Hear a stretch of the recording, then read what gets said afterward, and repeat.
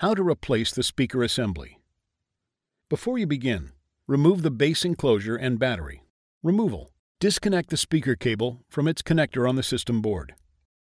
Remove the two P1 Phillips broadhead screws that secure the right speaker to the top cover.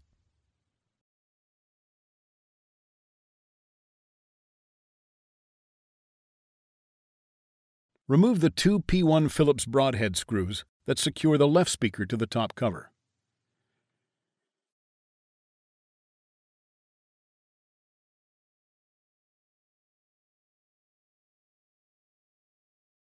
Pry the speakers off of their alignment posts on the top cover.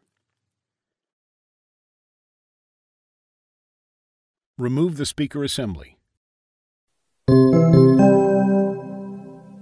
Replacement. Place the speakers onto their alignment posts on the top cover.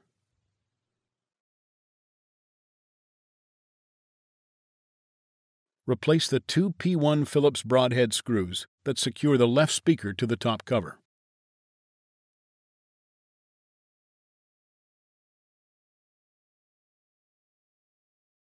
Replace the two P1 Phillips broadhead screws that secure the right speaker to the top cover.